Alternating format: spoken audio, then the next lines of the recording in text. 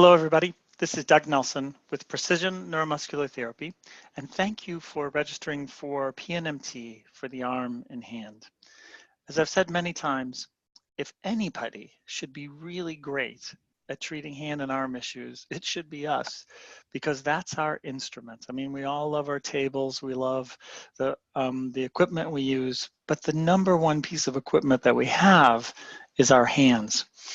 And for people out there, oftentimes, I've said this many times, but if you break your arm and you can afford it, there are phenomenal services available.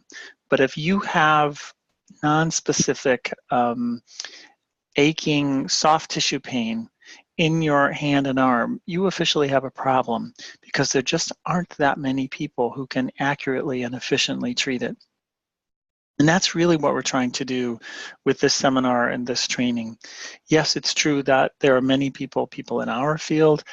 My office and myself would treat many musicians who make a living with their, the hand and arm. But everyday folks out there, for various reasons, struggle with this. And there's so much that really phenomenal soft tissue work can do. And that's what we'll do in PNMT for the arm and hand. So the first place to begin, if you're reviewing the anatomy, is make sure that you know the muscles that are attached to the medial epicondyle. Things like the Pronator Teres, flexor carpi radialis, the palmaris longus, if they in fact have one of those, and the flexor carpi ulnaris. So start first with the more superficial muscles. Just know where they are, where they attach, and what their actions are, and we'll deepen that understanding during the seminar itself. Also, here's another picture of the Pronator Teres and also the Pronator Quadratus. We'll actually focus most on the Pronator Quadratus, and again, notice that it has two heads. And that's going to be important for a couple of different reasons, which we'll go into in the seminar. Underneath all that are the flexor digitorum muscles, of which there are 8. And so if you could review that anatomy as well, and I think you'll find it really fun in the seminar how we differentiate these one from the other in a really relevant and also challenging way. Here's another picture of the flexor digitorum, the superficialis, and also the profundus.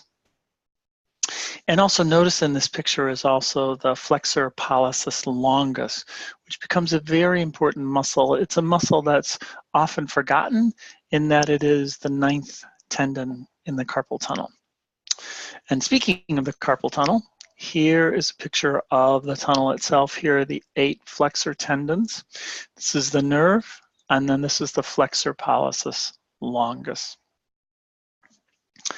On the extensor side of the equation, now we're looking at things, and the most superficial aspect of it is the brachioradialis, the extensor carpi radialis brevis, and the extensor carpi radialis longus, each of which has slightly different actions, and we'll go over ways of testing and clarifying that in the seminar. And again, each one of these not only has different actions, but they also have different symptom presentation. And these are all pain at the lateral epicondyle, which again used to be called lateral epicondylitis, but now the evidence is pretty much that in many cases, it's not an inflammatory condition at all. Here's the extensor digitorum, very commonly associated with pain at the lateral epicondyle as well, or pain that goes to the middle finger. The supinator is very important for a couple different reasons. So know its attachments. It is responsible oftentimes for what seems like lateral epicondylar pain, and it also has the capability to entrap the radial nerve. In my office, I have to say clinically, we don't see this very often, but it is a potential source of radial nerve entrapment. And lastly, if you would, see if you can focus on some of the muscles around the hand and especially the muscles of the thumb. When we look at that hand, most issues are going to be the muscles that attach to and control the movements of the thumb. So these are the muscles that you should focus on in your anatomy review.